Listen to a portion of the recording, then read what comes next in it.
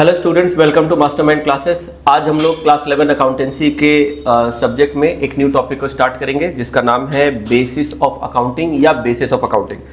इसके बारे में पिछले क्लास में हम लोगों ने बेसिक डिस्कशन किया था। आज इसके ऊपर हम लोग कुछ प्रॉब्लम भी करेंगे, ठीक है। चलो एक बार फटाफट से रिविजन करते हैं बेसिस ऑफ अकाउंटिंग क्या होता है। जब हम लोग बिजनेस के ट्रांजैक्शन को रिकॉर्ड करते हैं तो रिकॉर्ड करने के लिए ना कुछ बेसिस होती है जो जरूरी होती है, ठीक है। एक मिनट,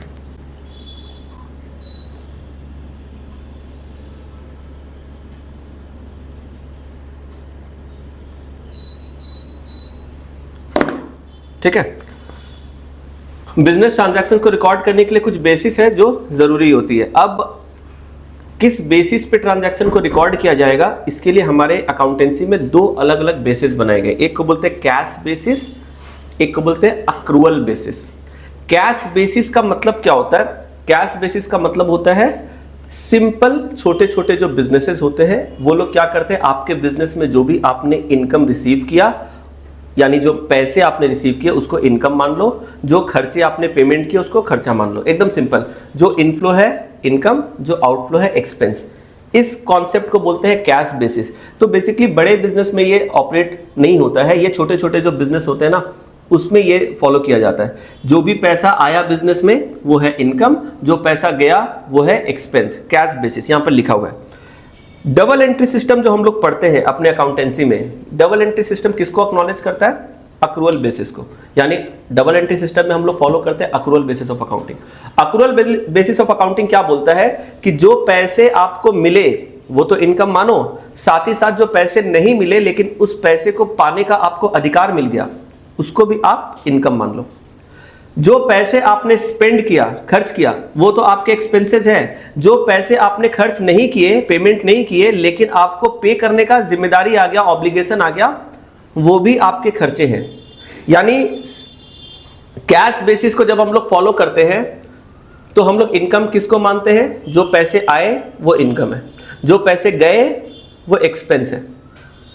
अक्रूवल बेसिस में जो पैसे आए वो इनकम है, जो आने का अधिकार है वो भी इनकम है, ठीक है। जो पैसे गए वो खर्चे हैं और जो जाने की मेरी जिम्मेदारी है वो भी खर्चे हैं, ठीक है। इस तरह से बनता है हमारा कैश और अक्रूवल बेसिस। एक बार इसको टेक्स्ट को रीड करेंगे। क्या लिखा है देखो, कैश बेसिस में क्या लिखा हुआ है? Under cash basis we record income when it is received and we record expenses when it is paid. जब आप रिसीव करते हो तो उसको इनकम की तरह रिकॉर्ड करते हैं, जब आप पेमेंट करते हो तो उसको एक्सपेंस की तरह रिकॉर्ड करते हैं। एकदम सिंपल ये कॉन्सेप्ट है। Income implies collection, expenses implies payment, एकदम सिंपल। अक्रूवल में ध्यान देना, ये इंपॉर्टेंट है, इसके ऊपर अलग से भी 2 मार्क का कभी कभी ऑब्जेक्टिव में क्वेश्चन पूछता है। Under accrual basis income is recognised और recorded in the books of account when right to receive is established. ध्यान से सुनना, आपका राइट टू रिसीव एस्टैब्लिश हो गया। राइट टू रिसीव एस्टैब्लिश हो गया का मतलब क्या होता है? राइट टू रिसीव एस्टैब्लिश हो गया का मतलब होता है कि आपको पैसे मिलने का अधिकार प्राप्त हो गया। राइट टू रिसीव, पैसे रिसीव करने का राइट आ गया। आपने कोई ऐसा काम किया जिसके वजह से आपको पैसे मिलने का अधिकार प्राप्त हो गया। तो अगर आपको पैसे मिलने का अधिकार प्राप्त हो गया ना, भले पैसे मिले नहीं है, अधिकार प्राप्त हो गया, इसका मतलब आपका इनकम हो गया। भले हाथ में पैसा आया नहीं है फिर भी मानेंगे इनकम हो गया। आप इसको बुक्स में रिकॉर्ड कर लो। इसी तरीके से similarly expenses are recognised in the books of account when obligation to pay is created. कोई आपने ऐसा काम किया जिसके वजह से आपको किसी को पेमेंट करने की जिम्मेदारी बन गई। भले ही आपने अभी तक पेमेंट किया नहीं है लेकिन पेमेंट करने की आपकी जिम्मेदारी बन गई, ऑब्लिगेशन टू पे क्रिएट हो गया। तो इसका मतलब आप इसको बुक्स ऑफ अकाउंट में खर्चा मान लो।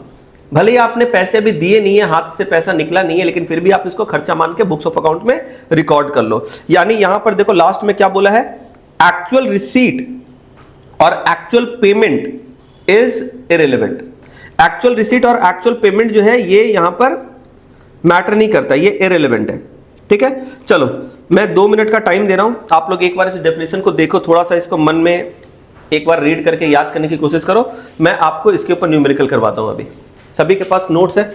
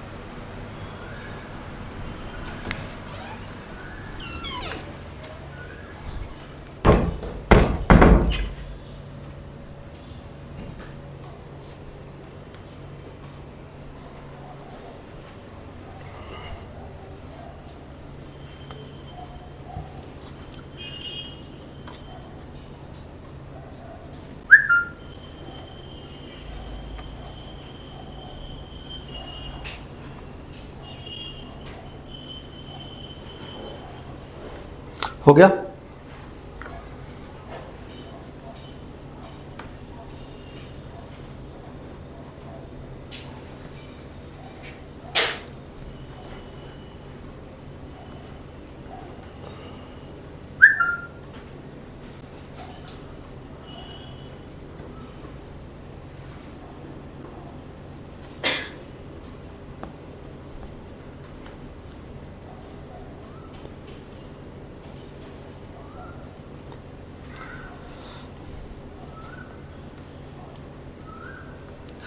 चलो,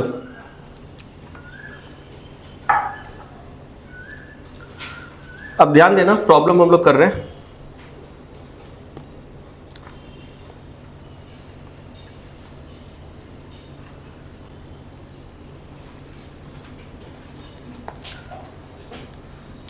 मैं समझाऊंगा, आप लोग को पहले ध्यान से सुनना है, फिर मैं प्रॉब्लम को बना के आपको दिखाऊंगा, ठीक है? प्रॉब्लम नंबर 1 देखो। During the financial year 17-18, during the financial year 2017-18,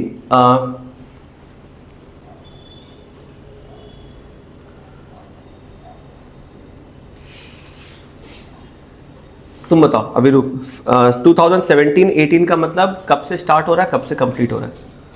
sir अप्रैल से 2017 और अप्रैल 2018। ठीक है, तो 17-18 जो ये है ना, ये हमारा अकाउंटिंग ईयर है। मैंने अकाउंटिंग ईयर के बारे में पिछले क्लासेस में बताया था। अकाउंटिंग ईयर 2 टाइप का हो सकता है, एक को बोलते हैं कैलेंडर ईयर, एक को बोलते हैं फाइनेंशियल ईयर। कैलेंडर ईयर का मतलब बेसिकली होता है वो पैटर्न जो जैन से स्टार्ट होकर दिसंबर में कंप्लीट होता है, और जब अप्रैल से स्टार्ट होकर मार्च में कंप्लीट होता है इसको फाइनेंशियल ईयर बोलते हैं।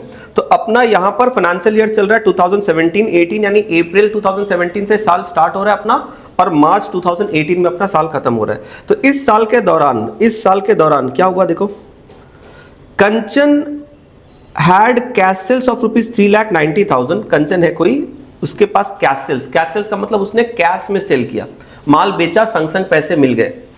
एंड क्रेडिट सेल्स ऑफ ₹1,60,000, और उसने क्रेडिट में सेल किया 1,60,000 का।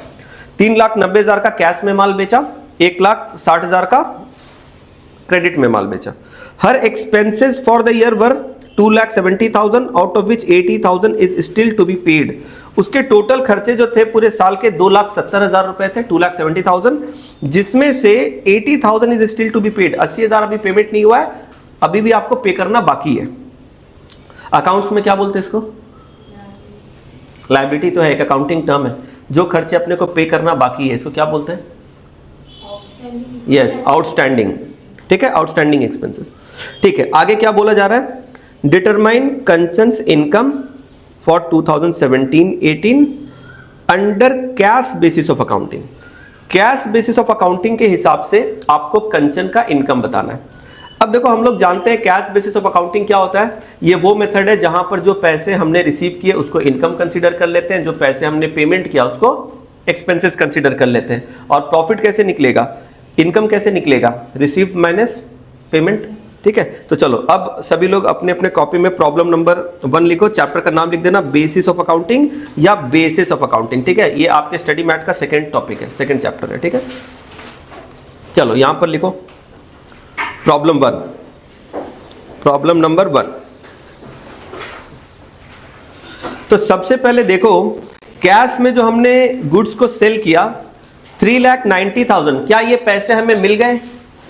बताओ, कैश में जो हमने सेल किया पैसे मिल गए? यस, कैश सेल का मतलब ही होता है ये आपने माल बेचा पैसे मिल गए। तो 3,90,000 ये तो कलेक्ट हो गया, ठीक है। क्रेडिट में जो आपने सेल किया 1,60,000, क्या इसके पैसे आपको मिल गए? नहीं, ये तो उधार में आपने बेचा, पैसे बाद में आएंगे। तो पैसे बाद में आएंगे तो क्या इसको हम लोग अपना इनकम मानेंगे? नो, क्योंकि कैश बेसिस के हिसाब से जब तक पैसे हाथ में नहीं आ जाए उसको इनकम नहीं मानते। तो हमारा इनकम सिर्फ ये है, कितना? 3,90,000। तो यहां पर हम लोग लिखेंगे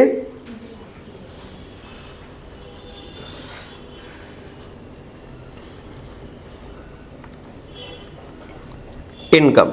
इनकम में हम लोग क्या लिखेंगे? कैश सेल्स कितना था? 3,90,000, ठीक है, ₹3,90,000। अब इसमें से और तो कोई इनकम है नहीं, अब इसमें से करेंगे लेस एक्सपेंसेस। एक्सपेंसेस में क्या लेंगे हम लोग? वो एक्सपेंसेस जो आपने ऑलरेडी पे कर दिया। तो बोल रहे हैं कि बिजनेस में जो टोटल एक्सपेंसेस हुआ है वो 2,70,000 हुआ, लेकिन इसके अंदर 80,000 जो है वो अभी तक पेमेंट नहीं हुआ। दिख रहा है? 80,000 is yet to be paid या स्टिल टू बी पेड, मतलब बाकी ये पे करना। तो इसका मतलब हमने एक्चुअल पेमेंट कितना किया? 270 माइनस 80। तो अपना जो यहां पर लिखते हैं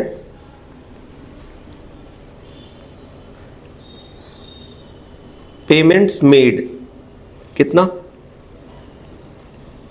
चलो यहां लिखते हैं 2,70,000 माइनस 80,000, ये कितना हो जाएगा?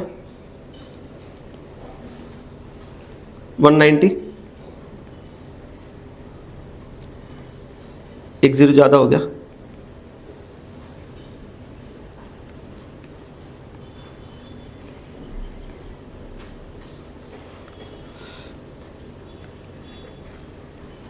तो ये फाइनल कितना आ रहा है? 2 लाख।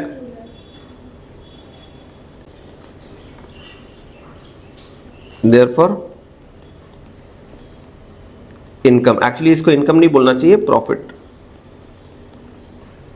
ऑफ कंचन, ठीक है। हेडिंग दे देना यहां पर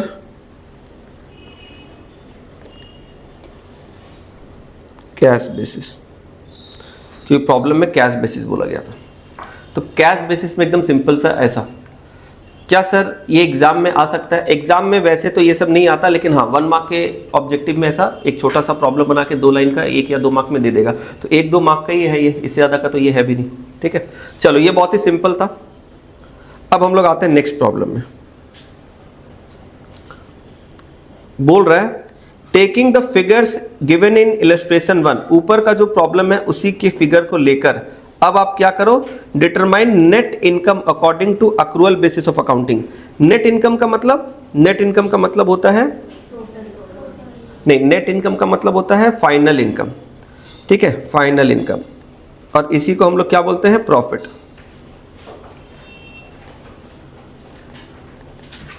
ठीक है। तो आप फाइनल इनकम आप कैलकुलेट करो, किसका? कंचन का। सेम फिगर, सब कुछ सेम है, बस मेथड चेंज हो गया, अक्रूवल।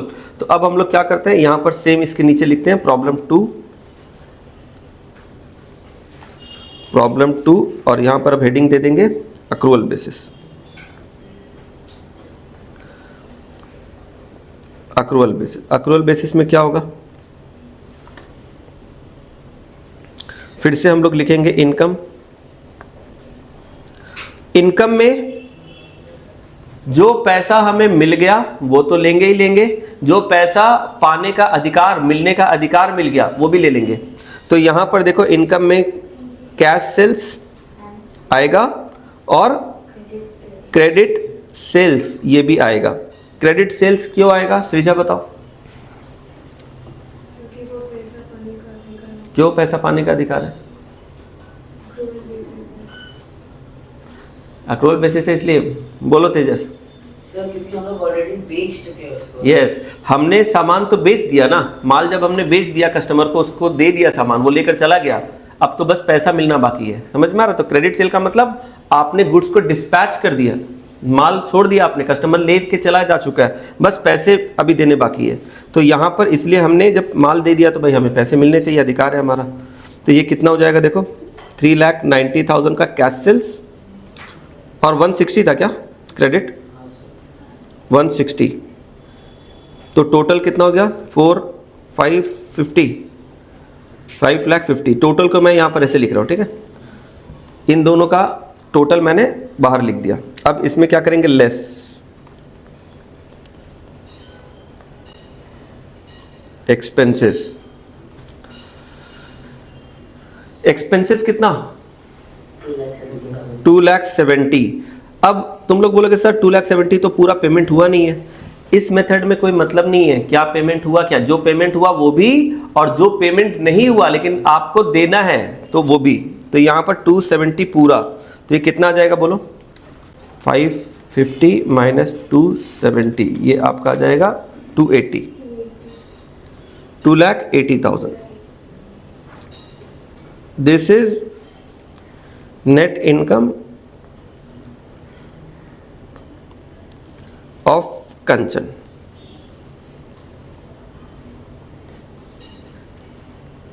रुपीज 2,80,000।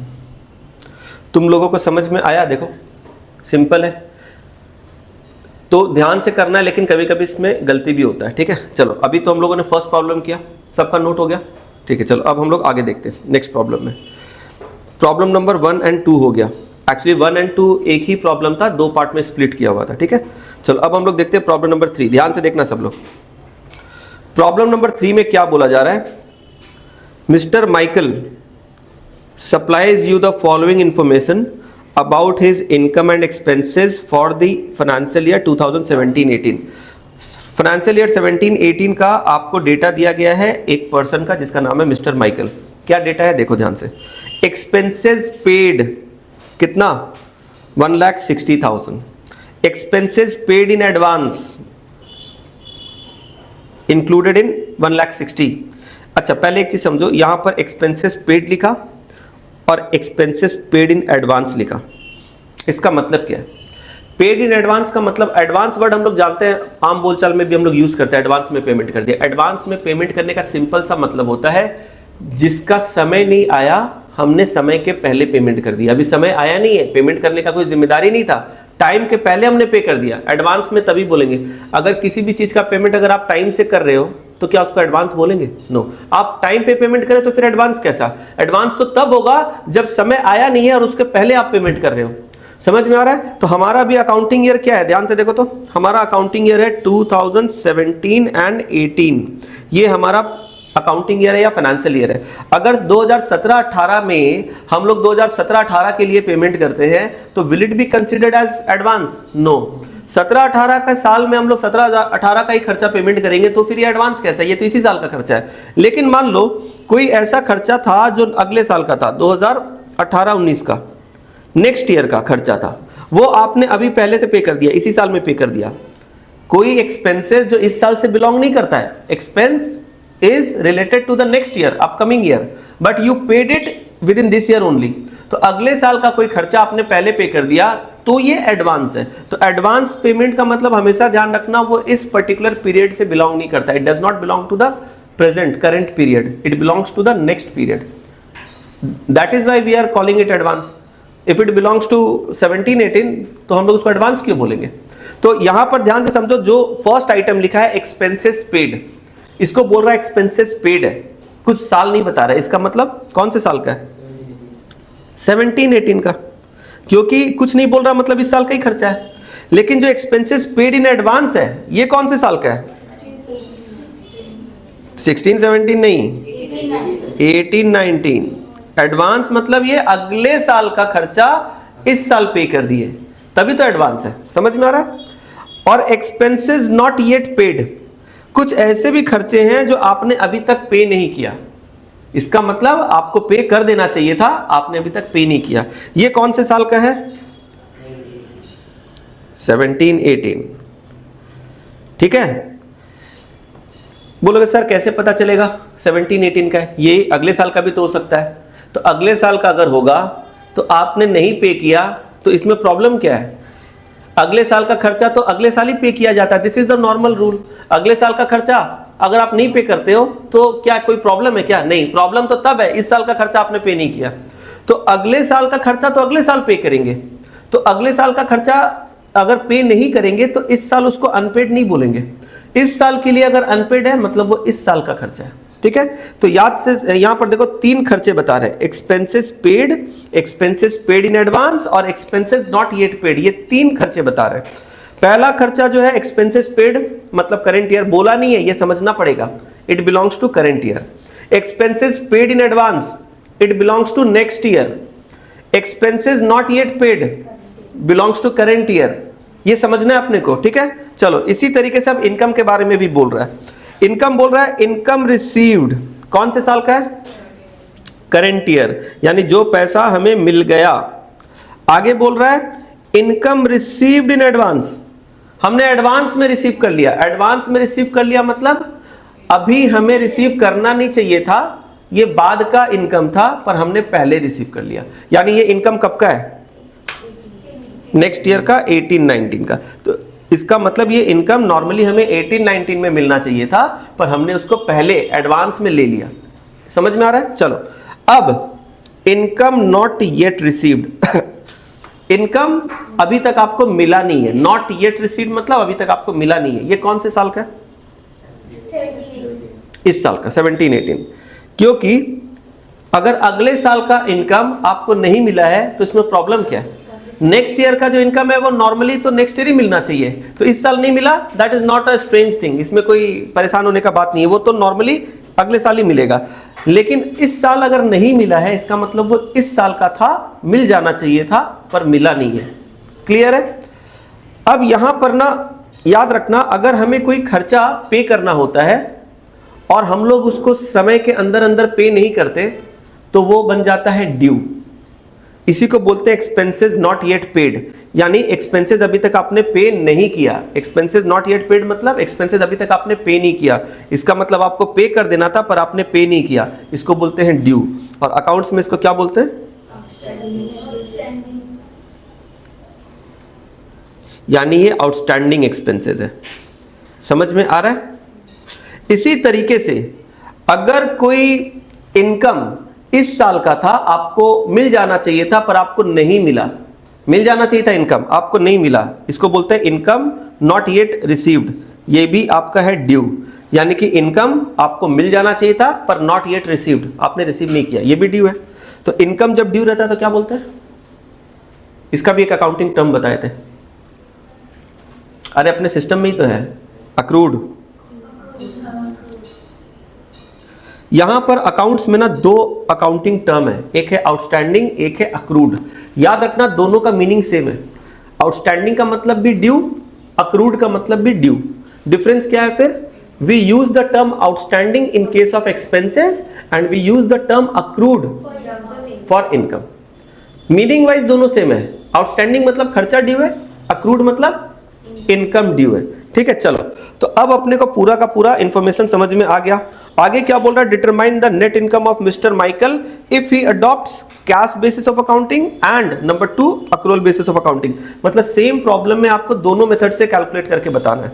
ठीक है, तो चलो करते हैं इसको, मेरे साथ साथ करो सब लोग। लिखो प्रॉब्लम नंबर 3, प्रॉब्लम नंबर 3, और सबसे पहले एक हेडिंग दे देना, Roman 1 cash basis of accounting. एक एक करके दोनों मेथड दिखाएंगे। तो सबसे पहले लिखेंगे cash basis of accounting. Cash basis of accounting क्या बोलता है? फंडामेंटल रूल यही है, जो पैसे आपको मिल गए वो आपके इनकम है, जो नहीं मिले वो आपके इनकम नहीं है। जो पेमेंट आपने कर दिया वो खर्चे हैं, जो नहीं पेमेंट हुआ वो अभी तक खर्चा नहीं है। वो कब खर्चा होगा? जब पेमेंट करोगे तब। तो एकदम सिंपल सा है। तो चलो इसमें देखते हैं इसमें कैलकुलेशन कैसे करेंगे। सबसे पहले इनकम देखते हैं। इनकम अब ध्यान से देखना और बताना।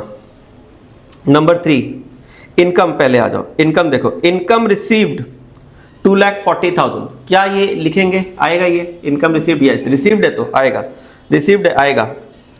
इनकम रिसीव्ड कितना था? 2,40,000, तो इनकम रिसीव्ड लिखो यहां पर 2,40,000, ठीक है, ठीक है। इसके बाद इनकम रिसीव्ड इन एडवांस, क्या ये आएगा as an income? Income received in advance, क्या लग रहा है? कुछ लोग हाँ, कुछ लोग ना। किसको किसको हाँ लग रहा है? नहीं नहीं, सिर्फ बोलो किसको किसको हाँ लग रहा है, no explanation. Okay, received cash basis बोलता है, रिसीव्ड एडवांस है, क्या है कोई मतलब नहीं है, ठीक है, तो रिसीव्ड आएगा। गुड, जिसने रिसीव बोला ठीक है, करेक्ट है। चलो, तो ये इनकम रिसीव्ड एडवांस कितना? 30,000, तो इसको हम लोग लेंगे यस। लेकिन सुनो सुनो, इंक्लूडेड इन 2,40,000, तो सेपरेटली लिखने की जरूरत नहीं है। यानी कि जो आपने एडवांस में रिसीव किया ना, कितना? 30,000। देखो ध्यान से, इनकम जो आपने एडवांस में रिसीव किया 30,000, ये ऑलरेडी इसके अंदर इंक्लूडेड है। तो जब आपने 2,40,000 लिख दिया इनकम, उसके अंदर तो ये एडवांस आ गया, बोला इंक्लूडेड, तो फिर सेपरेटली लिखने का जरूरत नहीं है, अदरवाइज डबल रिकॉर्डिंग हो जाएगा, ठीक है। इनकम नॉट येट रिसीव, कुछ इनकम जो मिलना चाहिए था आपने नहीं रिसीव किया, कैश बेसिस में आएगा? नहीं, अभी हम लोग कैश बेसिस कर रहे, नहीं आएगा। तो अपने को बस यहां पर इनकम रिसीव में 2,40,000 यही आएगा, ठीक है। अब हम लोग क्या करेंगे? Less expenses paid. अगर चाहो तो इसमें लिखना तो ऐसे लिख सकते हो, इंक्लूडिंग एडवांस, ठीक है। नहीं भी लिखोगे चलेगा, लेकिन अगर लिखने का मन है तो लिख सकते हो। एक्सपेंसेस पेड, अब देखो तो एक्सपेंसेस हमने कितना पेमेंट किया? 1,60,000 हमने पे किया, क्या ये आएगा? यस आएगा, तो लिखो यहां पर 1,60,000। अब हमने कुछ एक्सपेंसेस एडवांस में भी पेमेंट किए, आएगा? हाँ आएगा, लेकिन यहां पर क्योंकि इंक्लूडेड है तो इसीलिए सेपरेटली नहीं लिखेंगे। मान लो 1 मिनट के लिए, ये जो है ना, ये इंक्लूडेड इन 1,60,000 और यहां पर इंक्लूडेड इन 2,40,000, ये दो चीज अगर नहीं लिखा होता तो हम लोग इसको फिर सेपरेटली ऐड करते। इनकम में क्या करते? 30,000 को ऐड करते और एक्सपेंसेस में ये 40,000 को ऐड करते। समझ में आ रहा है? क्योंकि यहाँ प्रॉब्लम में बोल दिया कि ये जो एडवांस है ना, ये ऑलरेडी इंक्लूडेड है, तो इसकी वजह से हम लोग को सेपरेटली ऐड करने का जरूरत नहीं है। तुम लोग को समझ में आ रहा है? अगर इंक्लूडेड नहीं होता तो हम लोग उसको ऐड करते। क्लियर है ना? तो चलो, यहाँ पर ये नहीं आएगा 40,000 एडवांस, क्योंकि उसके अंदर ऑलरेडी है, तो यहाँ पर सिंपली कितना आएगा? 1,60,000। तो बताओ अब हमारा फाइनल जो अमाउंट है वो कितना आ रहा है? 80।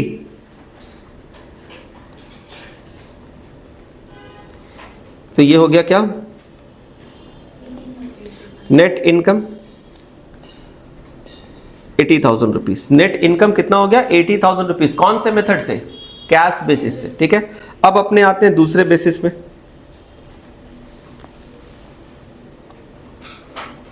Accrual basis of accounting.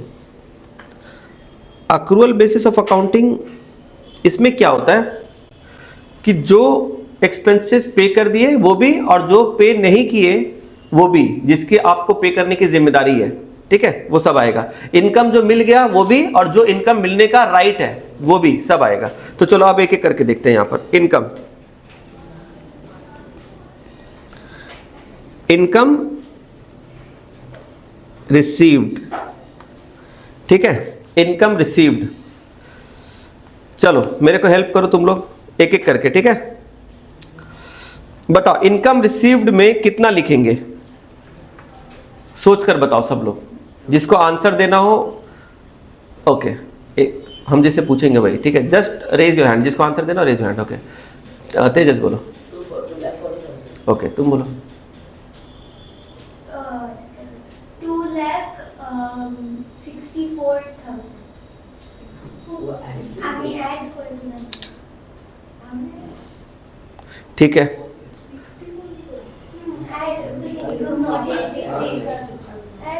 ठीक है, सुनो please don't do any mutual discussion, ठीक है। जिसका जो भी आंसर है वो मेरे को बताओ, राइट है रॉन्ग है वो बात की बात है, वो हम लोग क्लास में भी डिस्कस कर लेंगे, पर जो भी आपको लग रहा है, आपके दिमाग में जो भी आ रहा है वो आप मेरे को बोलो, ठीक है। गलत सही बात की बात है, देख लिया जाएगा।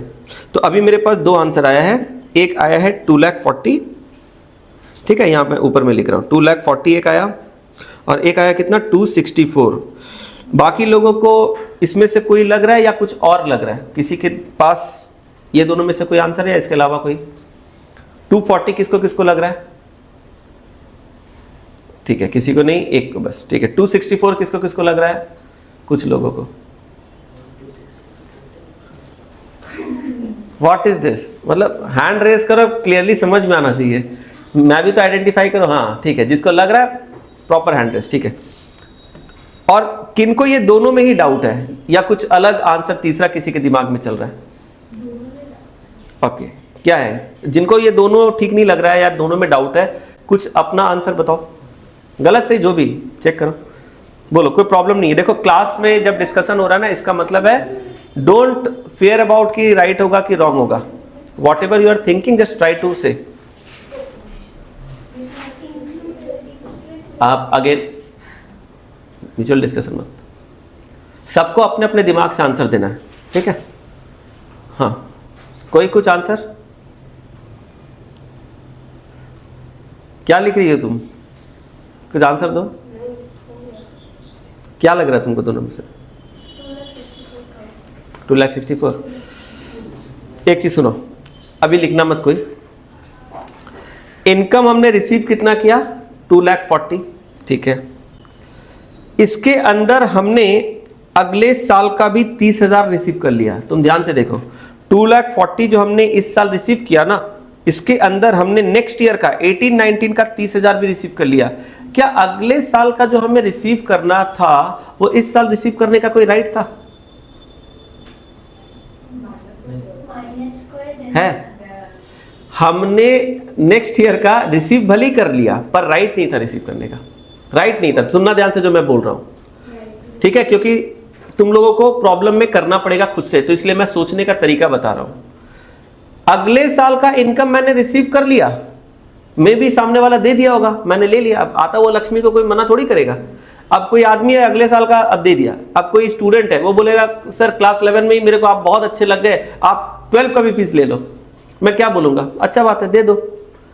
क्या मुझे राइट है 12 का लेने का जब मैं 11 में पढ़ा रहा हूं? नो, क्योंकि अभी तो मेरा एक अलग सेशन चल रहा है ना। तो जब मैं क्लास 11 में पढ़ा रहा हूं, 11 का एनरोलमेंट चल रहा है, एडमिशन चल रहा है, तो मैं 11 का मांग सकता हूं, 11 का ले सकता हूं। आपकी जिम्मेदारी भी 11 की ही देने की, इस साल की देने की है। अब अगर कोई बोले कि सर आप ले लो, तो जरूर ले लेंगे भाई, क्यों नहीं ले लेंगे, जरूर ले लेंगे। तो आप एक चीज समझो, जब हम लोग अगले साल का इनकम रिसीव कर लेते हैं, तो रिसीव करना एक अलग बात है, पर वो हमारा रिसीव करने का अधिकार नहीं था, क्योंकि वो तो साल आया ही नहीं अभी। वो इनकम को रिसीव करने का अधिकार तो हमें तब होगा जब वो साल आएगा जिस साल का वो इनकम है। समझ में आ रहा है? तो ये 30,000 we have received, but actually में we had no right to receive this. Although we have received, we had no right to receive this amount. तो इसका मतलब ये 40,000 से 2,40,000 से ये माइनस करेंगे। Last item, income not yet received. 24,000 का जो इनकम है वो हमने रिसीव नहीं किया अभी तक, ये इस साल का है।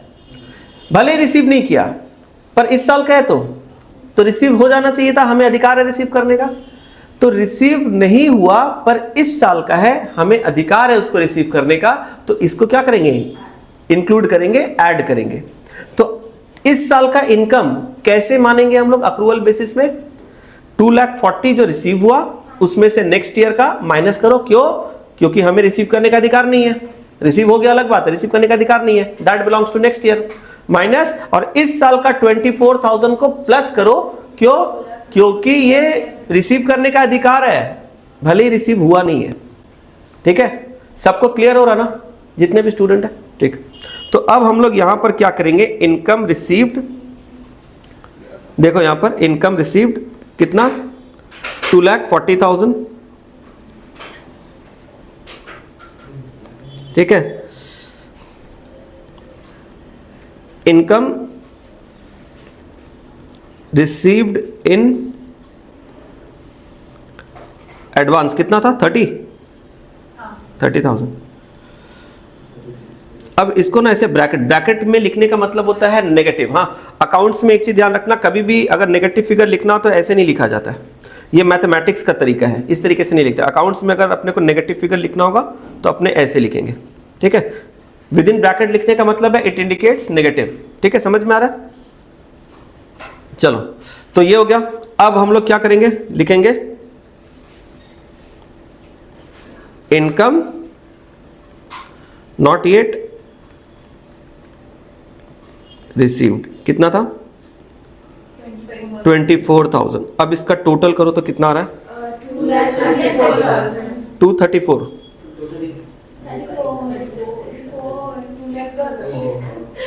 ठीक है, चलो 234। अब इसमें हम लोग क्या करेंगे, लेस एक्सपेंसेस। अब एक्सपेंसेस में भी सेम तरीके से सोचना है। वापस से एक बार आते हैं प्रॉब्लम में, ध्यान देना। एक्चुअली हम लोग को नेट इनकम निकालना है, तो इनकम में से लेस मतलब माइनस करें, डिडक्ट कर रहे हैं, ठीक है। तो इनकम में से खर्चे को माइनस करेंगे तो हमारा नेट इनकम निकलेगा, यानी कि प्रॉफिट निकलेगा, ठीक है। चलो, अब यहां पर फिर से सोचो, तुमने टोटल खर्चे का पेमेंट किया इस साल 1,60,000, 1,60,000। इसके अंदर 40,000 वो थे जो अगले साल का खर्चा था, जो तुमने इस साल एडवांस में पे कर दिया। भले ही तुमने अगले साल का खर्चा इस साल एडवांस में पे कर दिया, पर क्या तुम्हें पे करने का ऑब्लिगेशन था, जिम्मेदारी था? नो, ऑब्लिगेशन नहीं था, जबरदस्ती पे कर दिया। अब पे कर दिया तो ठीक है, लेकिन वो जिम्मेदारी तो नहीं है ना, वो तो नेक्स्ट ईयर का जिम्मेदारी था, अगले साल पे करना था। तुमने एडवांस में पे कर दिया, इसका मतलब नहीं है कि इस साल का खर्चा बन जाएगा। तो अपने उसको क्या करेंगे, एक्सक्लूड करेंगे। अक्रूअल बेसिस में क्या बोलता है, ऑब्लिगेशन टू पे। याद रखना, अक्रूअल बेसिस में दो फ्रेज दिमाग में एकदम डाल लो, right to receive, obligation to pay. Right to receive, obligation to pay, मन में इसको छाप लो। यानी इनकम को इनकम तब मानेंगे जब राइट टू रिसीव, एक्सपेंस को एक्सपेंस तब मानेंगे जब ऑब्लिगेशन टू पे। नेक्स्ट ईयर का आपका जो खर्चा है उसका ऑब्लिगेशन टू पे इस साल तो था नहीं, आपने पे कर दिया, दैट इज योर चॉइस, पर you were not obligated to make payment, तो इसको हम लोग खर्चा नहीं मानेंगे। अच्छा, एक्सपेंसेस नॉट येट पेड, इस साल का कुछ खर्चा था जो आपने अभी तक पे नहीं किया, ड्यू है, आउटस्टैंडिंग है, क्या ये आपका ऑब्लिगेशन है? यस। भले ही आपने पे नहीं किया, पर इस साल का खर्चा है, आपको पे तो करना था, ऑब्लिगेशन तो है, तो ये उसमें ऐड हो जाएगा, एकदम सिंपल। तो हम लोग क्या करते हैं, बिल्कुल जैसे हमने इनकम का लिखा था उसी स्टाइल में यहां पर लिखेंगे एक्सपेंसेस पेड, पहले लिखेंगे 1,60,000, ये हमने जो पे किया, इसमें से लिखेंगे एक्सपेंसेस पेड इन एडवांस, कितना था 40,000 था क्या? तो 40,000 को यहां ब्रैकेट में लिख देंगे, मतलब ये डिडक्ट हो जा रहा है। और फिर लिखेंगे expenses yet to be paid, ये कितना था 20,000। अब बताओ तो टोटल कितना आ रहा है 140। तो आपका फाइनल इनकम आया 2,34,000 और फाइनल एक्सपेंसेस आया 1,40,000। अब आप इसको माइनस करो तो इससे आपका जो आएगा ये क्या हो जाएगा, नेट इनकम अंडर अक्रूअल, कितना आ रहा बताना, 94,000। तो problem number 3, cash basis accrual basis. देखो समझ में आ रहा है सब लोग, सबको समझ में आ रहा है क्या कर रहे हैं? किसी को कुछ पूछना है? देख लो कैलकुलेशन अच्छे से, क्लियर है ना? क्या ऐसा एग्जाम में क्वेश्चन आ सकता है? यस। आपके अभी जो नेक्स्ट एग्जाम, इमीडिएट एग्जाम आने वाला है, इसमें तो मान के चलो इस टॉपिक में से एक क्वेश्चन दे सकते हैं, क्योंकि फाइनल एग्जाम जब आप लोग दोगे क्लास 11 का, उसमें ये सब टॉपिक आने के चांसेस कम होते हैं, क्योंकि बाय द टाइम आप फाइनल में पहुंचोगे टीचर के सारे चैप्टर तो हो चुके होंगे, तो उनके पास देने के लिए बहुत कुछ होगा, बहुत सारे बड़े चैप्टर्स भी होंगे। पर अभी इनिशियल स्टेज में, अभी नया नया क्लास स्टार्ट हुआ है, अभी बेसिक टॉपिक चल रहा है सारे स्कूल में, तो अभी इनिशियल स्टेज में जो स्कूल में जो फर्स्ट टर्म एग्जाम या जो होता है ना, यूनिट टेस्ट, इंटरनल टेस्ट होता है, ये सब में तो अभी टीचर के पास देने के लिए ज़्यादा कुछ है नहीं, क्योंकि अभी तो बेसिक ही चल रहा है सारे स्कूल में, नया नया स्टार्ट हुआ है। तो अभी ये जितने भी बेसिक टॉपिक्स है ना, ये सारे बेसिक टॉपिक फाइनल के पॉइंट ऑफ व्यू से उतना रेलेवेंट नहीं है, उतना ज्यादा इंपॉर्टेंट नहीं है, पर यस अभी आपके इमीडिएट एग्जाम के पॉइंट ऑफ व्यू से दिस इज वेरी इंपॉर्टेंट। तो आप इसको मान के चलो, आपके स्कूल में एक क्वेश्चन इस टॉपिक से आ सकता है, न्यूमेरिकल। और अक्रूवल बेसिस क्या होता है इसके ऊपर थ्योरी भी पूछता है, what do you mean by accrual basis of accounting. तो अक्रूवल कॉन्सेप्ट थ्योरी के हिसाब से भी इंपॉर्टेंट है और ये न्यूमेरिकल के लिए भी इंपॉर्टेंट है, ठीक है, एटलीस्ट इस नेक्स्ट एग्जाम के लिए तो है। चलो, अगर ये समझ में आ गया तो एक आप लोग खुद से बनाओ, इससे पता चलेगा कि आप लोग कर पा रहे हो कि नहीं कर पा रहे हो, ठीक है। चलो, प्रॉब्लम नंबर 4 आपके स्क्रीन पे है और आपके पास स्टडी मैट में भी है। जिनके पास स्टडी मैट नहीं है वो स्क्रीन देख सकते हैं, ठीक है। चलो, अब क्या है, एक बार पढ़ देते हैं, ठीक है। बनाने के पहले एक बार पढ़ देते हैं। From the following information determine profit earned और लॉस इंकर्ड। आपको क्या करना है, डिटरमाइन प्रॉफिट अर्न्ड और लॉस इंकर्ड। जितना प्रॉफिट हुआ या लॉस हुआ वो आपको बताना है under cash basis of accounting and accrual basis of accounting, दोनों मेथड से बताना है। नीचे बता रहा है कैश सेल कितना हुआ बिजनेस में, क्रेडिट सेल कितना हुआ बिजनेस में, ये सारा बता रहा है। आउटस्टैंडिंग सैलरी और वेजेस है वो भी बता दिया। इंश्योरेंस पेड इन एडवांस, कुछ इंश्योरेंस था आपने एडवांस में पे कर दिया। आउटस्टैंडिंग इलेक्ट्रिसिटी एक्सपेंसेस, बिजली का बिल अभी तक बाकी आउटस्टैंडिंग है, आउटस्टैंडिंग ये सब बता दिया ना, अभी समझ में आ रहा होगा। इनकम रिसीव्ड, जो आपने इनकम रिसीव किया, excluding income received in advance, वहां पर क्या इंक्लूडिंग था, इंक्लूडिंग रिसीव्ड इन एडवांस, यहां एक्सक्लूडिंग बोल रहा है, ध्यान देना। नीचे बता रहा है इनकम रिसीव्ड इन एडवांस, तो कितना इनकम रिसीव्ड इन एडवांस है। Income earned but not received, income आपने कमा लिया पर रिसीव नहीं किया। Income earned but not received, income कमा लिया पर रिसीव नहीं किया, इसको अकाउंट्स में क्या बोलते हैं, income earned but not received, accrued, ठीक है। तो ये अक्रूड है। अक्रूड का मतलब जो कमा लिया रिसीव नहीं किया, मतलब वही ड्यू है। कैश परचेज, कैश में कितना माल खरीदा, क्रेडिट परचेज उधार में कितना माल खरीदा, ठीक है, सब समझ में आया। चलो, अब इसको खुद से ट्राई करो, बताओ नेट इनकम कितना आ रहा है कैश बेसिस में और अक्रूवल बेसिस में, सब लोग ट्राई करो खुद से। अच्छा, और भी है क्या? अच्छा, एक मिनट आगे भी है, नेक्स्ट पेज में भी है थोड़ा सा। सैलरी एंड वेजेस पेड दे दिया, इलेक्ट्रिसिटी एक्सपेंसेस पेड वो भी बता दिया, इंश्योरेंस एक्सपेंसेस इंक्लूडिंग प्रीपेड, ध्यान से देखना, इंश्योरेंस एक्सपेंसेस कितना हुआ 10,000, इसके अंदर इंक्लूडिंग है प्रीपेड, जो आपने प्रीपेड किया वो भी। तो ये प्रीपेड इंक्लूडिंग एक्सक्लूडिंग ये सबको थोड़ा ध्यान से करना, ठीक है। चलो, हाँ, क्या प्रॉफिट और लॉस मतलब इनकम, प्रॉफिट या लॉस का मतलब नेट इनकम, या जो हम लोग यहाँ निकाल रहे हैं ना, ये net income is actually profit. जब हम लोग इनकम में से खर्चे माइनस करें तो जो बच रहा है वो हमारा प्रॉफिट है। और अगर मान लो इनकम कम है खर्चे ज्यादा है तो ये नेट इनकम जो है नेगेटिव में आएगा, मतलब लॉस है, ठीक है। यस, कौन सा पार्ट?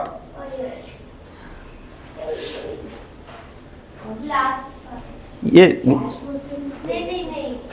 इंश्योरेंस वाला वही बता रहा है कि इंश्योरेंस आपने पे कितना किया, 10,000 आपने पे किया, इसके अंदर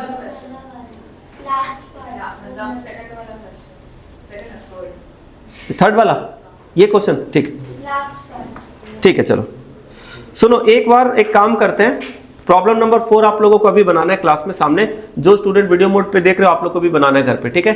ये नहीं है कि वीडियो मोड पे हो आप लोग, इसका मतलब बस बैठ के रहना है और सर जब बनाएंगे तो बस देख के छाप लेना कॉपी में, ऐसा नहीं करना है। वीडियो मोड पे भी आप देख रहे हो, वर्चुअली क्लास अटेंड कर रहे हो, फिर भी आपको उसी सिंसियरिटी से करना है जैसे सामने सारे स्टूडेंट्स कर रहे हैं, ठीक है। आप लोग भी कॉपी में खुद से ट्राई करो। चलो, एक काम करते हैं, ये प्रॉब्लम नंबर 3 को थोड़ा फिर से एक्सप्लेन कर देते हैं। तो यहां पर देखो, एकदम सा सिंपल है, अब सुनना, 2 मिनट के लिए लिखना, सब लोग रुक जाओ, ठीक है, बनाना रुक जाओ। प्रॉब्लम नंबर 4, अब जो मैं बोल रहा हूं वो सुनो ध्यान से, बनाने के पहले। कैश बेसिस और अक्रूवल बेसिस के ऊपर अगर एग्जाम में प्रॉब्लम आएगा तो क्या पूछा जाएगा, पहले समझो, क्वेश्चन को समझो, आंसर अपने आप ही समझ में आ जाएगा। एग्जाम में अगर प्रॉब्लम आता है कैश बेसिस और अक्रूवल बेसिस ऑफ अकाउंटिंग के ऊपर, तो आपको क्या पूछा जाएगा?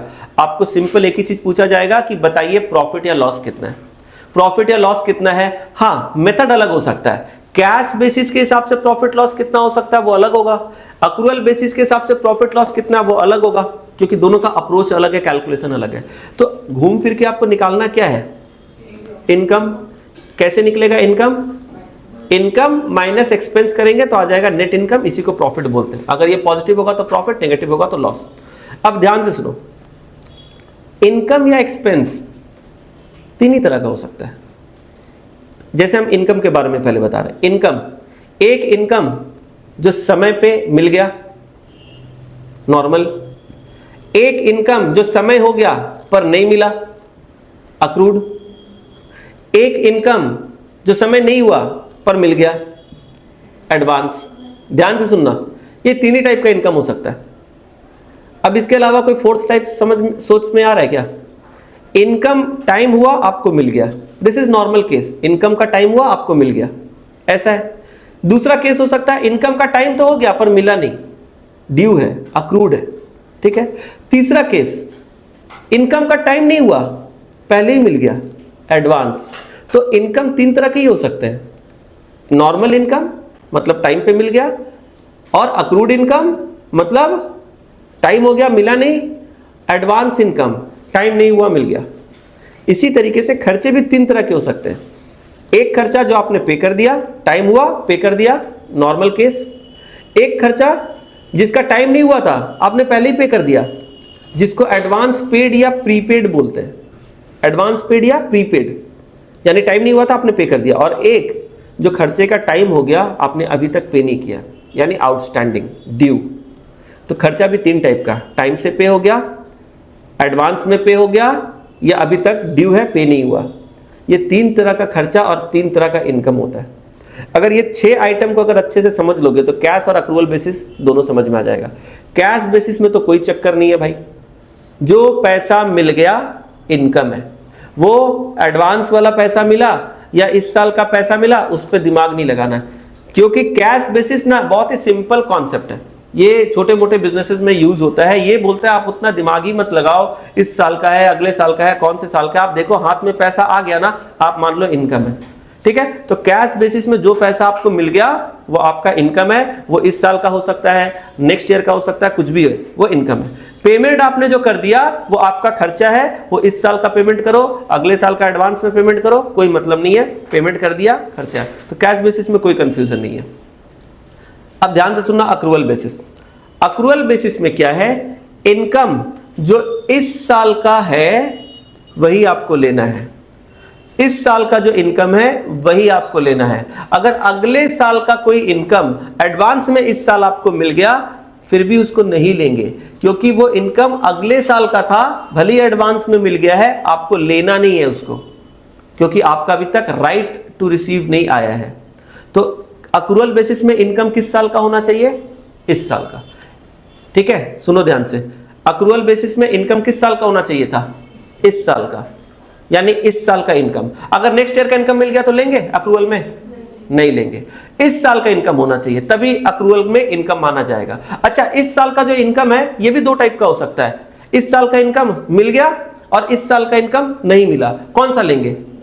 दोनों। इस साल का इनकम होना चाहिए बस, मिल गया तो भी, नहीं मिला तो भी। मिल गया तो मतलब नॉर्मल केस, नहीं मिला तो अक्रूड, वो भी लेंगे। इस साल का इनकम है, अक्रूवल में आएगा। एक्सपेंसेस का भी सेम केस, इस साल का जो खर्चा है वही लेंगे। अगर अगले साल का कोई खर्चा आपने पे कर दिया, अगले साल का कोई खर्चा आपने पे कर दिया, तो आपको अक्रूवल में उसको खर्चा नहीं मानना है, क्योंकि आपने पे जरूर कर दिया अगले साल का, पर क्या आपका ऑब्लिगेशन था? नहीं था। आपने पे कर दिया, ठीक है, पर उसको खर्चा नहीं मानेंगे। अक्रूवल में खर्चा किसको मानेंगे? सिर्फ इस साल से जो रिलेटेड है, करंट ईयर से जो रिलेटेड है। अब करंट ईयर का जो खर्चा है बस वही खर्चा लेना है। अच्छा, करंट ईयर का कोई खर्चा ऐसा भी हो सकता है जो आपने पे कर दिया, और करंट ईयर का कोई खर्चा ऐसा भी हो सकता है जो अभी आपने पे नहीं किया है, आउटस्टैंडिंग है, ड्यू है। कौन सा लेंगे अक्रूवल में? दोनों। करंट ईयर का खर्चा जो आपने पे कर दिया वो भी, और करंट ईयर का खर्चा जो आपने पे नहीं किया वो भी। करंट ईयर का है तो आपके लिए मैंने चीजों को बहुत ही सिंपल कर दिया। अक्रूवल में क्या लेना है बोलो? करंट ईयर का इनकम, करंट ईयर का खर्चा, कहानी खत्म।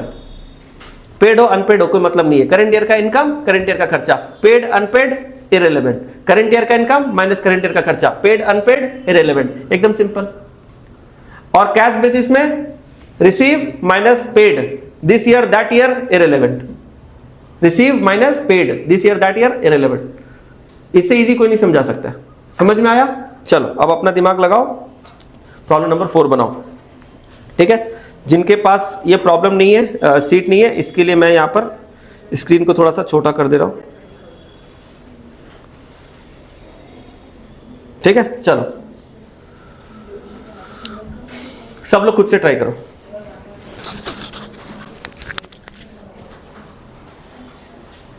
सर लाइक अगर लाइक ये क्वेश्चन को ईयर मेंशन नहीं है तो जो एडवांस में पैसा है वो नेक्स्ट ईयर कंसीडर करेंगे।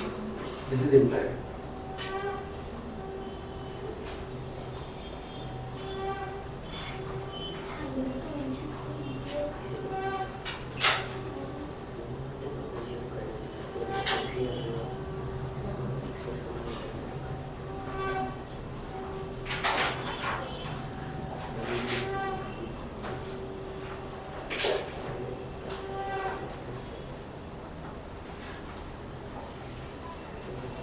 पार्टनरशिप बिजनेस नहीं करना है, समझना रहा अपना अपना कुछ। अभी लोग तेजस खुद से करो।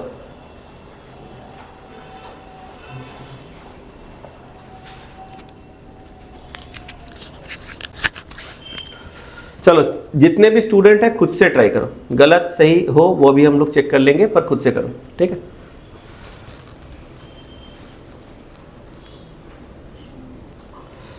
अच्छा, एक स्टूडेंट ने भी पूछा कि एडवांस में तो सर यहाँ ईयर वगैरह दिया नहीं है, तो याद रखना advance always belongs to next year, this is implied, you have to understand this.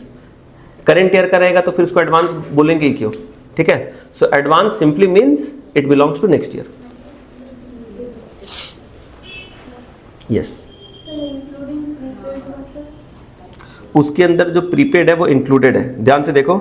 यहाँ इंश्योरेंस पेड बोल रहा है 10,000, ध्यान से देखना, इंश्योरेंस पेड कितना बोला, 10,000 बोला ना, इसमें इंक्लूडिंग प्रीपेड। ऊपर देखो, ऊपर इंश्योरेंस पेड इन एडवांस कितना, तो जो पेड इन एडवांस है वही तो प्रीपेड है। प्रीपेड का मतलब क्या होता है, एडवांस में पे कर दी, तो उस 10,000 में ये यस 10,000 के अंदर ये इंक्लूडेड है। So cash basis मतलब next year or current year doesn't matter. Cash basis next year, current year doesn't matter. Yes, So it's a paid amount.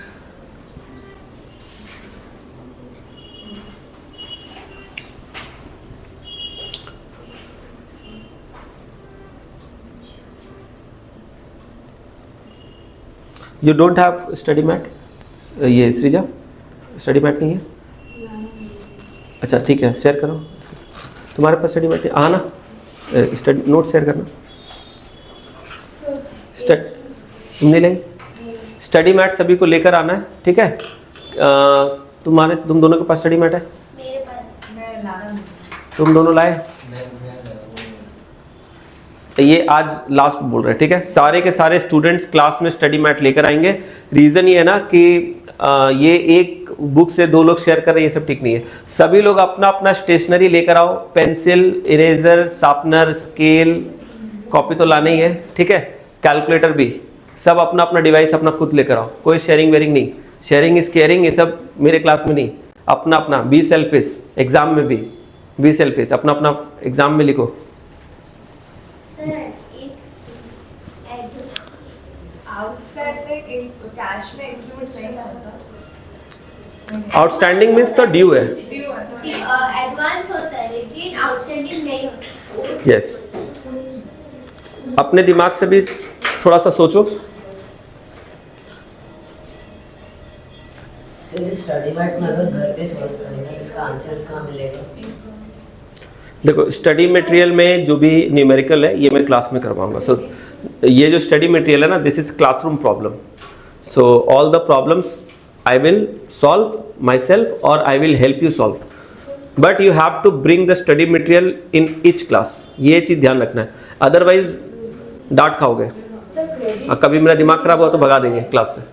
Class में आओगे तो क्लास का डिसिप्लिन, यस। खुद से सोचो, बता तो दिए सारा रूल, ठीक है। कैश बेसिस में नहीं आएगा क्रेडिट सेल, ठीक है। जो बेसिक कॉन्सेप्ट्स है, रूल्स है, वो मैंने बता दिया, ठीक है। अब बाकी तुम लोग खुद से सोचो।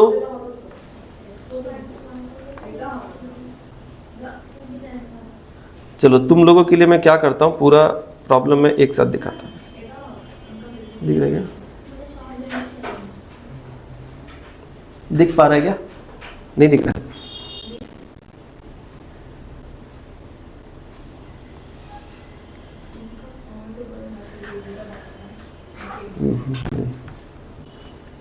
चलो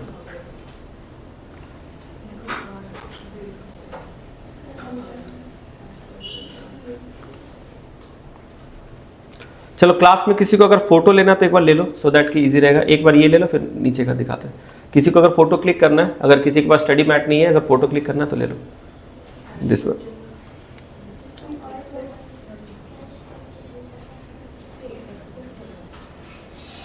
ओके, ये lower part. Sir, cash purchase is expensive. इनका की कोड है Expensive. नीचे को और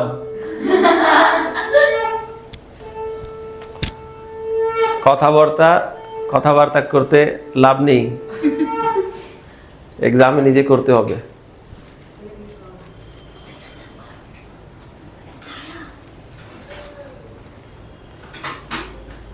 खुद से सोचोगे, ब्रेनस्टॉर्मिंग होगा, गलत होगा, सही होगा, कुछ भी होगा, पर दिमाग पे जोर पड़ेगा। दिमाग पे जोर पड़ेगा तभी हम लोग कर पाएंगे एग्जाम में, ठीक है? इसलिए आप लोग खुद से ट्राई करो। 1 मिनट का और टाइम है, फिर करेंगे।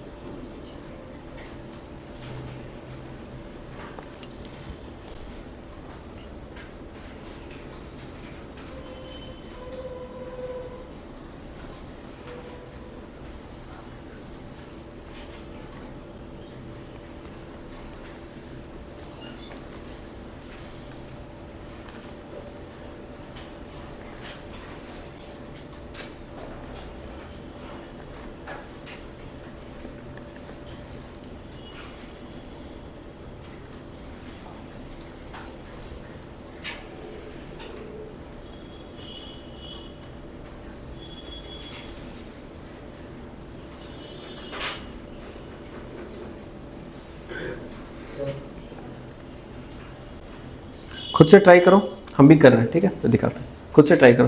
देखो मैंने बेसिक कॉन्सेप्ट फंडामेंटल रूल मैंने बता दिया, ठीक है, अब खुद से सोचो, दिमाग लगाओ, सारा कुछ मैंने एक बार प्रॉब्लम को भी रीड करके बता दिया, जिसका जो भी आंसर होगा फिर चेक कर देंगे, ठीक है, मैं भी कर रहा हूँ साथ साथ में।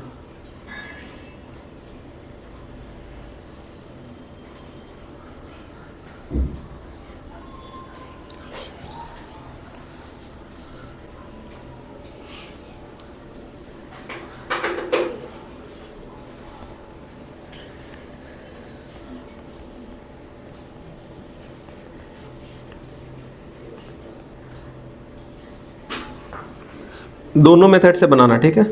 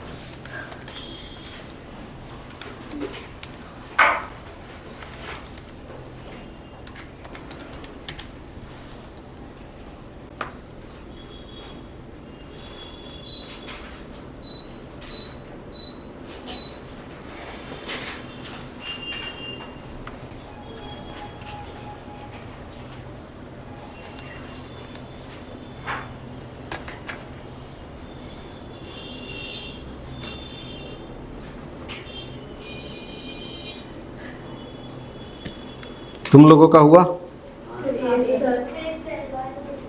ठीक, लास्ट 1 मिनट। हाँ,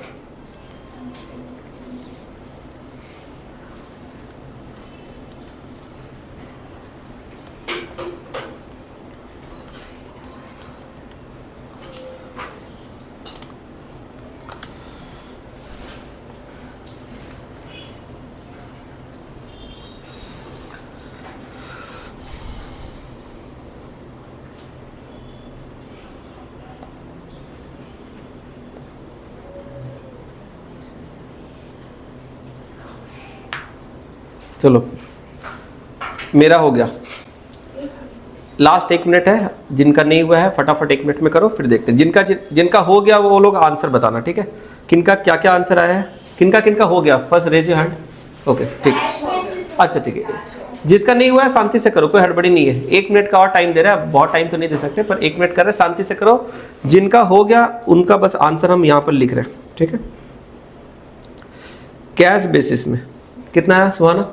सर प्रॉफिट अर्न आया 1,66,000। ठीक है, तुम्हारा जिसका जिसका आ गया, और अभिरूप, बाकी जिनका नहीं आया करते रहो। तेजस, अभिरूप आ गया तुम लोग का? कितना बोलो? 168500। और 171,000. नहीं, 1 मिनट प्लीज, डोंट लाफ। हाँ 171,000. 171,000। फिर तुम्हारा 1,81,000। 181, ठीक है। और 171. ये 171। और किसी का कुछ? 168,000।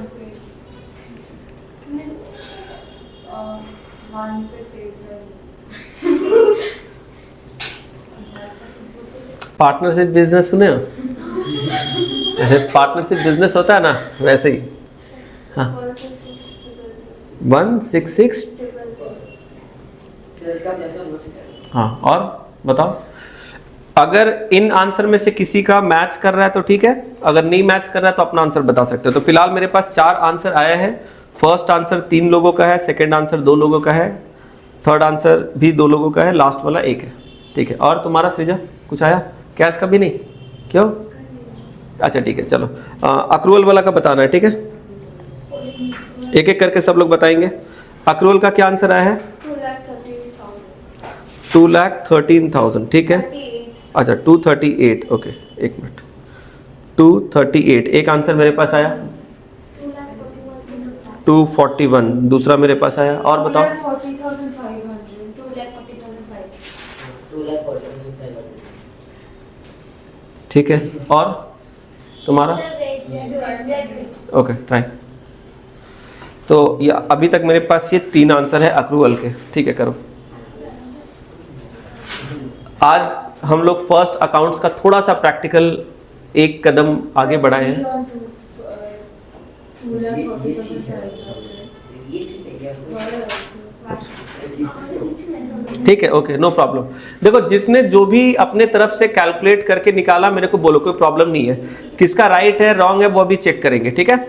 The point is that you are trying, क्योंकि जब हम लोग क्वेश्चन पढ़ते हैं, देखो जब टीचर एक्सप्लेन करके लिख देता है और उसको कॉपी करना नोटबुक में, ऐसा फीलिंग देता है ना कि हाँ मेरे को सब समझ में आ रहा है, पर that is not real learning. मतलब it creates a kind of illusion कि आपको एक फीलिंग आएगा कि हाँ सब समझ में आ रहा है, क्योंकि टीचर समझा रहा है तो आपको डेफिनेटली समझ में आएगा, लेकिन रियल अंडरस्टैंडिंग तब समझ में आएगा जब आप खुद से बनाओगे। और एग्जाम में तो अपने को यही करना, अपने को क्वेश्चन पेपर मिलेगा, रीड करना है, and we have to understand the problem and solve. 41,500। Okay, second one is 241,500।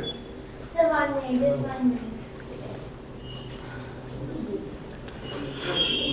जिनका गलत हो सही वो बात की बात है, लेकिन जिन लोगों ने भी कोशिश किया, ट्राई किया, ये सारे आंसर निकाले, इसका मतलब आपने थोड़ा दिमाग लगाया, थोड़ा कोशिश किया ना। इसमें ब्रेन स्टॉर्मिंग होता है, थोड़ा सा बुद्धि लगता है गलत से। हाँ, तो इससे क्या होता है ना, इससे आप लोग सीखते हो। गलत ही आंसर निकले कोई प्रॉब्लम नहीं है, because we are in learning phase, ठीक है? I am not expecting you all to give me the correct answer, but I just want all of you to try.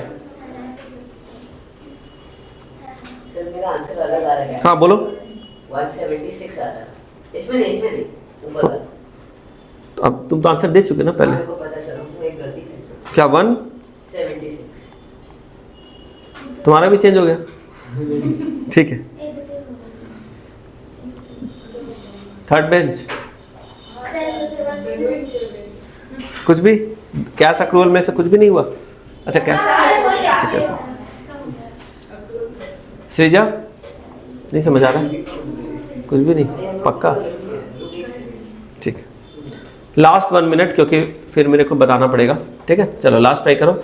जिन्होंने ये आंसर दिया है, अगर आप लोग चाहो तो एक बार रिव्यू कर सकते हो, ठीक है। जस्ट एक बार फाइनल रिव्यू कर लो before I disclose the correct answer. आप लोग एक बार रिव्यू करना चाहो तो रिव्यू कर लो। आई होप वीडियो क्लास वाले स्टूडेंट भी आप लोग ट्राई कर रहे होगे, खुद से कोशिश कर रहे होगे, गलत सही कुछ भी आपने निकाला होगा, आप भी रिव्यू कर लो।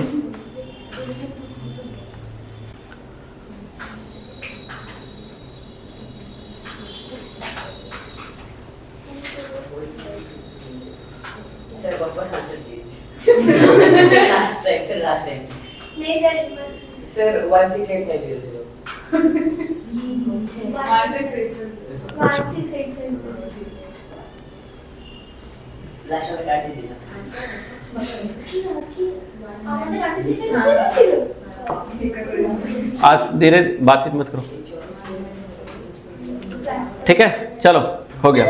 Last one. Then income, net income.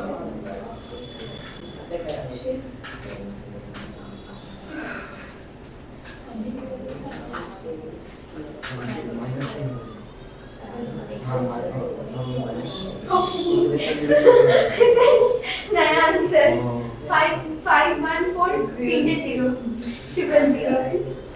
तुम्हारा भी ठीक है, ठीक है। सुनो सुनो, एक मिनट सुनो, जिसका प्लीज एक मिनट सब लोग ध्यान दो। अब इधर अब बातचीत एकदम नहीं, ध्यान दो।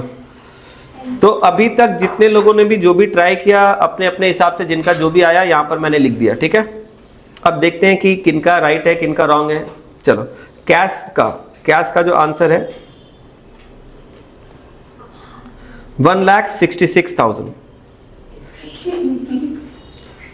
1,66,000 किसका आया? वेरी गुड, ठीक है। अच्छा, जिनका नहीं आया आप लोग परेशान मत हो, आप लोग करेक्शन करो, ठीक है। जिनका आ गया वेरी गुड, जिनका नहीं आया आप लोग भी वेरी गुड, क्योंकि आपने ट्राई किया। अब आप लोग करेक्शन कर लो, ठीक है। फटाफट से करेक्शन करो जिनको भी। और अगर कुछ प्लीज ऐसे मत करो क्लास में, सुनो। जिनका आंसर ये नहीं आया है आप लोग पहले तो करेक्शन करो, इसके बाद कुछ पूछना है तो पूछो अगर समझ नहीं आ रहा है तो, ठीक है। Now this is your time to ask.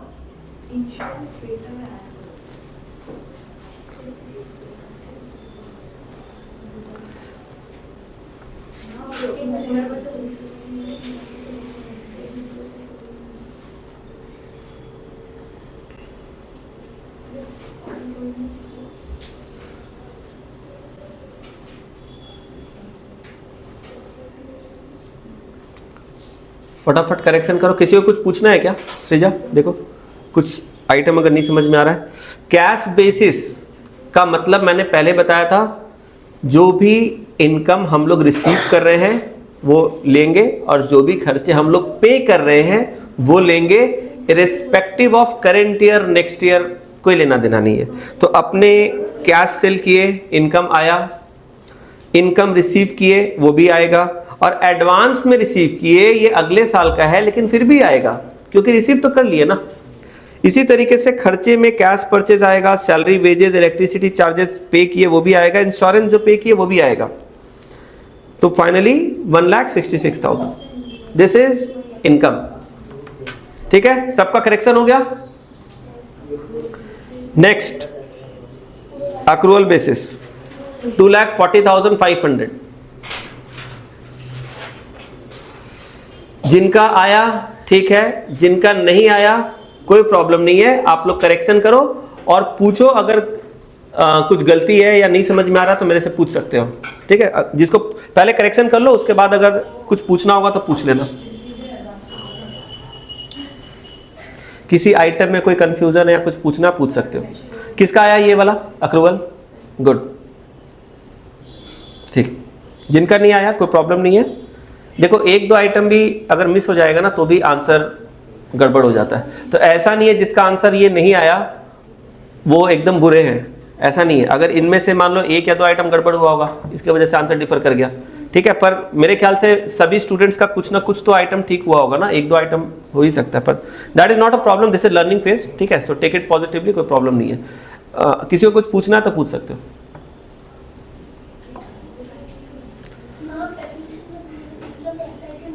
Now please tell me किनका दोनों आंसर करेक्ट था। गुड, ठीक है, ठीक है। एग्जाम में इसमें से एक न्यूमेरिकल आप लोग एक्सपेक्ट कर सकते हो अपकमिंग एग्जाम में, ठीक है। सबको समझ आ रहा है ये कैसे हो रहा है? कॉन्सेप्चुअली तो क्लियर हो ना, ठीक है। अभी न्यूमेरिकल बना रहे तो थोड़ा प्रॉब्लम हो रहा है, बट ऐसे कॉन्सेप्ट में तो कुछ अब बचा नहीं है। तो अक्रूवल में हम लोग क्या कर रहे हैं, तुम लोग ध्यान से देखो। इनकम में मैंने कैश वाला लिया, कैश सेल, क्रेडिट का पैसा मिला नहीं है पर उसको भी ले लिए। साथ ही साथ इनकम जो रिसीव किए वो भी ले लिए। Income earned but not received यानी अक्रूड है, तो जो इनकम नहीं भी मिला वो भी ले लिए। हाँ, इसमें कौन सा इनकम नहीं लिए? Advance income. क्यों नहीं लिए एडवांस? तुम देखो ऊपर लिए थे कैश वाले में, इसमें नहीं लिए क्योंकि advance income belongs to next year, और अक्रूवल में सिर्फ करंट ईयर का लेते हैं, याद रखना, नेक्स्ट ईयर से कोई लेना देना नहीं है। यस। अब एक्सपेंसेस में भी देखो, कैश परचेस, क्रेडिट परचेस दोनों ले लिए। सैलरी एंड वेजेस, इलेक्ट्रिसिटी जो पेमेंट किए वो भी ले लिए। इंश्योरेंस जो हमने पे किया था उसके अंदर प्रीपेड था, तो प्रीपेड तो नेक्स्ट ईयर का था, तो उसको तो एक्सक्लूड कर देना पड़ेगा, तो उसको हमने हटा के 7,500 लिया। ऊपर वाले में हमने पूरा ले लिया था 10,000, क्योंकि कैश में तो कोई मतलब नहीं है ना, वो तो जो पेमेंट हुआ पूरा ले लेंगे, पर यहां पर इंश्योरेंस कितना लेंगे? 7,500। Outstanding wages, outstanding electricity expenses, although it is due, we have not paid, लेकिन वो इस साल का है ना, तो उसको ले लेंगे यहां पर, ठीक है। समझ आ रहा है? एग्जाम में भी ऐसे सोचना पड़ेगा, क्योंकि ये सब का तो कोई ऐसा फॉर्मूला नहीं है। आपको क्वेश्चन पढ़ना होगा ध्यान से, एकदम ठंडा दिमाग से आपको एक चीज को सोच सोच के ऐसा करना पड़ेगा, ठीक है। चलो 166 240 500, ठीक है।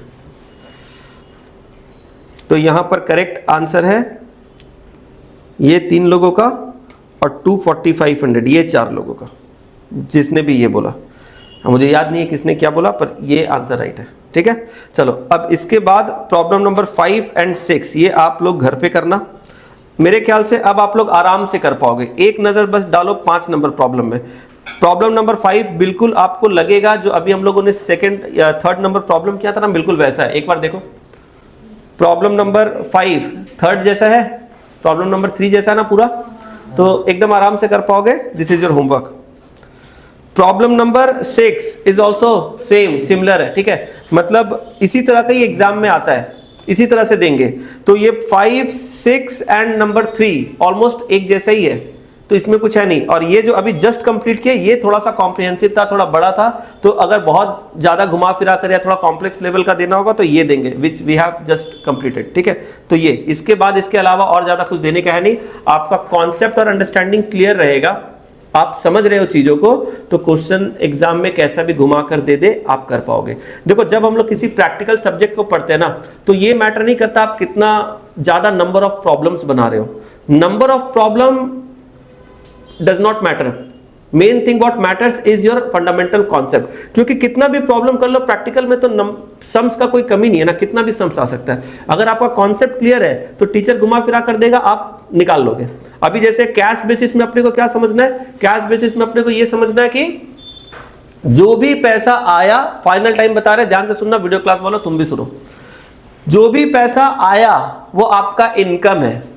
इस साल के लिए आया या अगले साल का एडवांस में आया, सब इनकम, ईयर से कोई मतलब नहीं है। जो पेमेंट आपने किया एक्सपेंस है, इस साल का हो या नेक्स्ट ईयर का, आपने एडवांस में कर दिया खर्चा, एकदम सिंपल। यहां पर ईयर मैटर नहीं करता, यहां पर इनफ्लो और आउटफ्लो मैटर करता है, ठीक है। अक्रूवल में उल्टा, अक्रूवल में पहला एक चीज दिमाग में क्लियर करो कि नेक्स्ट ईयर से कोई मतलब नहीं है, सिर्फ करंट ईयर का आइटम अपने को लेना है। करंट ईयर का इनकम, करंट ईयर का एक्सपेंस, चाहे वो पे हो गया या नहीं हुआ, चाहे वो रिसीव हो गया या नहीं हुआ, तो कोई भी करंट ईयर का इनकम, कोई भी करंट ईयर का इनकम, चाहे रिसीव्ड हुआ या ड्यू है, अक्रूड है, लेंगे। कोई भी करंट ईयर का एक्सपेंस, चाहे वो पे हो गया या आउटस्टैंडिंग है, लेंगे। एकदम सिंपल शब्द में बता रहे हैं। ठीक है, इससे इजी नहीं हो सकता। और ये आप लोगों के स्कूल में भी अब टीचर अगर करा दिए तो ठीक है, नहीं कराया तो अभी कराएंगे आने वाले टाइम पे। और एग्जाम्स में जैसा कि पहले भी बताए थे, अभी इमीडिएट एग्जाम में यू कैन एक्सपेक्ट इसके ऊपर थ्योरी क्वेश्चन भी आ सकता है, what is accrual basis of accounting, ये थ्योरी में पूछते हैं अक्रूवल कॉन्सेप्ट, और न्यूमेरिकल भी, ठीक है। तो अब हम लोग ये चैप्टर, इस टॉपिक छोटा सा चैप्टर है, इसमें ज्यादा कुछ ऐसा है नहीं, तो इस टॉपिक को मैं कंप्लीट मान रहा हूं। नेक्स्ट डे मैं क्या करूंगा, नेक्स्ट डे मैं इनके जो 2 प्रॉब्लम्स मैंने दिए बस उसको फटाफट देख लेंगे, सिंपल, आई होप कि तुम लोग कर पाओगे। फिर भी अगले क्लास को स्टार्ट करेंगे with the homework problem, 10-15 minute लगेगा जो भी, उसको फटाफट से चेक कर लेंगे। And the topic of the next class will be accounting equation, which is again important topic, small easy topic but important for your upcoming exam, क्योंकि ये वो टॉपिक है जो बेसिक्स है, जो आने वाले आपके एग्जाम्स में आप लोग एक्सपेक्ट कर सकते हो कि उससे प्रॉब्लम आएंगे, ठीक है। सुनो 1 मिनट, अभी क्लास खत्म नहीं हुआ है, वी हैव सम टाइम, तो थोड़ा सा रुक जाओ। अपना नेक्स्ट क्लास रहेगा अकाउंटिंग इक्वेशन के बारे में, पर थोड़ा सा बता देते हैं what is accounting equation, basic जान लो। देखो, बिजनेस में ऐसा माना जाता है, ध्यान से सुनना, बिजनेस में ऐसा माना जाता है कि हम लोग जो भी पैसे लगाते हैं, ठीक है, अभी लिखना मत कुछ, सिर्फ सुनो ध्यान से, और जो स्क्रीन पे मैं लिख रहा हूं आप उनको देखो। तो बिजनेस में ऐसा माना जाता है कि जो भी पैसे हम लोग लगाते हैं, हम लोग मतलब बिजनेस में जो प्रोप्राइटर इन्वेस्ट कर रहा है, ठीक है, तो बिजनेस में जो भी पैसे लग रहे हैं ना, वो एज इट इज फॉर्म में तो रहते नहीं है, समझ में आ रहा है। बिजनेस में मान लो किसी ने इन्वेस्टमेंट किया, कोई पैसा लगाया, तो वो पैसा क्या उसी फॉर्म में रहेगा क्या, मनी के फॉर्म में रहेगा? नो, बिजनेस में जो पैसा इन्वेस्ट किया जाता है वो एज इट इज फॉर्म में, मनी फॉर्म में नहीं रहता है, वो कई सारे दूसरे चीजों में कन्वर्ट होता है। या तो वो वो जो पैसे हैं, वो जो कैपिटल है वो एसेट्स बनता है, या तो वो लायबिलिटी बनता है। ध्यान से सुनना, तो बिजनेस में जो भी पैसे लगाए जाते हैं, बिजनेस में जो भी पैसे लगाए जाते हैं उनका हम लोग यूटिलाइजेशन करते हैं। Whatever amount we invest into the business, that amount is utilized in the business. तो जब हम लोग बिजनेस में कैपिटल को यूज करते हैं, यूटिलाइज करते हैं, तो इससे 2 चीजें बनती है, या तो एसेट बनती है या तो लायबिलिटी बनती है, किसी ना किसी तरीके से। फॉर एग्जांपल देखो, मान लो किसी ने बिजनेस स्टार्ट किया और उसमें 1 लाख रुपया लगाया, किसी ने बिजनेस स्टार्ट किया और 1 लाख रुपया लगाया, तो इस 1 लाख रुपए को हम लोग क्या बोल सकते हैं, अकाउंट्स में कैपिटल बोल सकते हैं। यानी कि प्रोप्राइटर जिसने स्टार्ट किया, 1 लाख रुपया लगाया, ये कैपिटल हो गया बिजनेस का। अब ये कैपिटल 1 लाख रुपया जो बिजनेस में लगा है, क्या इसको बस ऐसे मनी के फॉर्म में थोड़ी रखा जाएगा? इससे हम लोग क्या करेंगे, अपने बिजनेस के हिसाब से जो जरूरतें हैं उसके काम में लाएंगे, तभी तो बिजनेस चलेगा। ऐसा थोड़ी पैसा लगा और पैसा को लेके आरती उतारेंगे, पैसा को यूज करना पड़ेगा ना बिजनेस के लिए। तो ये पैसा जो बिजनेस में लगाया गया है, इनको बिजनेस में यूज करेंगे, और जब इनको बिजनेस में यूज करेंगे तो इनके अलग अलग यूटिलाइजेशन होंगे। इनसे क्या होगा, इनसे कुछ एसेट्स बनेंगे, हो सकता है कुछ लायबिलिटी भी बने। जैसे कि मान लो आपने 1 लाख रुपए में से आपने क्या किया, आपने सपोज 20,000 का आपने स्टॉक खरीद लिया, गुड्स खरीद लिया, तो ये 1 लाख रुपए में से 20,000 निकल के स्टॉक में कन्वर्ट हो गया। आपने इस 1 लाख में से निकाल कर मान लो कोई मशीन खरीद लिया 15,000 का, ठीक है, तो 15,000 का आपका मशीन बन गया। ये सारे पैसे कहां से आ रहे हैं, कैपिटल से ही तो आ रहे हैं। तो बिजनेस में जो पैसा लगा, वो पैसा एज इट इज फॉर्म में रहेगा नहीं, वो बिजनेस में यूज होगा। आप उसको एसेट को खरीदने में यूज करोगे, आप स्टॉक खरीदने में यूज करोगे। इस तरीके से देखो, कुछ पैसा स्टॉक में कन्वर्ट हो गया, कुछ पैसा मशीन में कन्वर्ट हो गया। इसके बाद आपने ऐसा भी हो सकता है कि आपने 20,000 का स्टॉक जो खरीदा वो कैश में खरीदा, इसके साथ आपने मान लो 30,000 का स्टॉक आपने क्रेडिट में खरीदा। तो 30,000 का जो आपने क्रेडिट में स्टॉक खरीदा, स्टॉक ही खरीदा लेकिन क्रेडिट में खरीदा, तो क्रेडिट में जो आपने खरीदा मतलब ये क्रेडिटर हो गया, तो ये आपका लायबिलिटी हो गया। तो आपने टोटल कितने का स्टॉक खरीदा, 20,000 का कैश में खरीदा, तो ये कैश में जो खरीदा उसका पैसा तो कैपिटल से गया, जो क्रेडिट में खरीदा उसका पैसा कैपिटल से गया? नो, क्रेडिट में खरीदा उसमें तो पैसा ही नहीं लगा ना, वो तो आपने उधार में खरीदा। तो जो क्रेडिट में आपने खरीदा उसका पैसा तो गया नहीं कैपिटल से, लेकिन लायबिलिटी जरूर क्रिएट हो गया। इसी तरीके से हम लोग मान लो कि कुछ पैसा बैंक में जमा करा दिए, बैंक में हमने 50,000 डिपॉजिट करा दिया, तो ये हमारा बैंक बैलेंस हो गया, मतलब बैंक में कन्वर्ट हो गया। समझ में आ रहा है? इसी तरीके से मान लो बाकी के कुछ और पैसे हैं, इनसे हमने फर्नीचर खरीद लिया, तो वो फर्नीचर में कन्वर्ट हो गया। हमने बैंक से मान लो लोन ले लिया, ठीक है, 80,000 रुपए का हमने बैंक से लोन ले लिया, लोन, तो ये लोन जो है ये क्या है, ये लायबिलिटी बन गया। फर्नीचर बोलने का मतलब ये है, हम लोग जो पैसे बिजनेस में लगाते हैं उन पैसों का बिजनेस के अंदर इस्तेमाल होता है। जब हम लोग पैसों को इस्तेमाल करते हैं तो कई तरह के एसेट्स हम लोग खरीदते हैं बिजनेस पर्पस के लिए, कई तरह के स्टॉक वगैरह खरीदते हैं, ये सारा इन्हीं पैसों से होता है। और कुछ ऐसे भी ट्रांजैक्शन होते हैं जो क्रेडिट में होते हैं, जिनके लिए हमें पैसे नहीं लगते, उधार का ट्रांजैक्शन। लेकिन उधार के ट्रांजैक्शन में भी एसेट या लायबिलिटी होता है। अभी जैसे कि मान लो तुमने स्टॉक को बेचा क्रेडिट में, तो स्टॉक को अगर क्रेडिट में बेचोगे तो तुम्हारे डेटर बन जाएंगे, तो ये क्या है, अगेन डेटर तुम्हारे एसेट है। तो बिजनेस जब हम लोग चालू करते हैं ना, तो उसमें बहुत तरह की डेली बेसिस पे एक्टिविटीज होती है, और उन डेली एक्टिविटीज से कई तरह के एसेट्स बनते हैं, कई तरह के लायबिलिटीज बनते हैं। तुम बोलोगे सर खर्चे भी तो होते हैं, इनकम भी तो होता है। यस, खर्चे भी होते हैं, इनकम भी। लेकिन खर्चे और इनकम जो होते हैं ना, उनका अल्टीमेट इंपैक्ट कैपिटल पे पड़ता है। अगर आप मान लो, ऐसे सिंपल समझो, ये सबको मैं हटा देता हूं, ठीक है। मान लो कि आपने बिजनेस में 1 लाख रुपया लगाया, और इस पूरे के पूरे 1 लाख रुपए से आपने स्टॉक खरीद लिया। इससे आपने क्या किया, स्टॉक खरीद लिया, गुड्स, और फिर आपने इसको बेचा। कितने में बेचा, 1,20,000 में। तो 1 लाख रुपए आपने बिजनेस में लगाया, पूरा पैसा आपने स्टॉक में लगा दिया, स्टॉक मतलब गुड्स खरीद लिया, और फिर आपने इस स्टॉक को बेच दिया 1,20,000 में।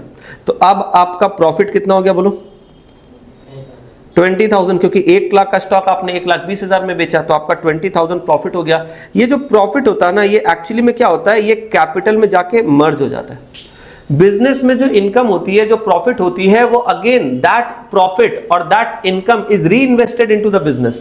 तो हम लोग जब बिजनेस करते हैं, बिजनेस से जो इनकम कमाते हैं, वो इनकम वापस से बिजनेस में लग जाता है, और इससे क्या होता है, बिजनेस धीरे धीरे करके ग्रो करने लगता है। देखो बहुत सारे ऐसे बिजनेस तुम लोग देखे होंगे, जब स्टार्ट हुआ था तो वो छोटा था, फिर समय के साथ साथ बिजनेस बड़ा कैसे होता है, बिजनेस ग्रो कैसे करता है, एक्सपैंड कैसे करता है, क्योंकि हर साल जो बिजनेस कमाई कर रहा है उसका री इन्वेस्टमेंट होता है, बिजनेस को री इन्वेस्ट, तभी तो वो पैसा वापस से घूमते घूमते घूमते घूमते धीरे धीरे करके बिजनेस का साइज बड़ा होने लगता है। तो जब भी बिजनेस में कोई इनकम या प्रॉफिट होगा, वो कैपिटल में ऐड हो जाएगा, यानी कैपिटल में प्लस हो जाएगा। इसी का उल्टा, अगर आप कोई खर्चा करते हो, कोई एक्सपेंस करते हो, तो ये कैपिटल से रिड्यूस हो जाएगा, क्योंकि जब आप कोई खर्चा करोगे तो आपका कैपिटल यूज हो रहा है ना। जैसे आपने सैलरी की पेमेंट किया, रेंट पेमेंट किया, ये जितने भी खर्चे आप पेमेंट कर रहे हो, इस कैपिटल में से ही तो जा रहा है। आपने जो 1 लाख रुपया लगाया था, इसी में से आप सैलरी दे रहे हो, इसी में से आप रेंट दे रहे हो, तो जो भी खर्चा आप दे रहे हो, ये सारा कैपिटल को क्या करता है, रिड्यूस करता है। ये सारा कैपिटल से रिड्यूस होता है, और जो प्रॉफिट है ये क्या होता है, प्लस होता है। तो याद रखना, बिजनेस के जो भी खर्चे होते हैं, खर्चों के वजह से कैपिटल रिड्यूस होता है, और इनकम या प्रॉफिट के वजह से कैपिटल इंक्रीज होता है। घूम फिरकर बिजनेस में बचता क्या है, एसेट्स और लायबिलिटी। अब लायबिलिटी में 2 तरह का लायबिलिटी, एक तो कैपिटल जो कि इंटरनल लायबिलिटी है, और एक्सटर्नल लायबिलिटी मतलब बाहर के जो थर्ड पार्टी की लायबिलिटी है। तो घूम फिरकर बिजनेस में अगर नट सेल में बात करें, तो किसी भी बिजनेस में घूम फिरकर नट सेल में क्या रहता है, एसेट्स और लायबिलिटी। और इसी एसेट्स और लायबिलिटी को हम लोग क्या करते हैं, एक स्टेटमेंट में रिकॉर्ड करते हैं, जिसका नाम है बैलेंस शीट, जो कि हम लोग आने वाले काफी चैप्टर्स के बाद हम लोग पढ़ेंगे। वो टॉपिक हमारा थोड़ा बाद का टॉपिक है, पर आप जान के रखो कि एक स्टेटमेंट होता है, वो स्टेटमेंट को बोलते हैं बैलेंस शीट। ये स्टेटमेंट क्या दिखाता है, ये स्टेटमेंट शो करता है कि बिजनेस के पास कितने एसेट्स है, कितनी लायबिलिटीज है, और इससे बिजनेस का फाइनेंशियल पोजीशन पता चलता है। ठीक है, और इस बैलेंस शीट के कॉन्सेप्ट के ऊपर बेस करके हमारे अकाउंट्स के सब्जेक्ट में एक टॉपिक है, जिसका नाम है अकाउंटिंग इक्वेशन। क्या नाम है, अकाउंटिंग इक्वेशन। तो अकाउंटिंग इक्वेशन का जो ये टॉपिक है, जो हमारा नेक्स्ट क्लास का एजेंडा है, ये बेसिकली बैलेंस शीट के कॉन्सेप्ट को ही बेस करके बनाया गया है। ठीक है, तो ये हम लोग अगले दिन पढ़ेंगे, आज हमने थोड़ा सा बस जान लिया। ठीक है, चलो, that's it for today, thank you so much, bye bye, take care.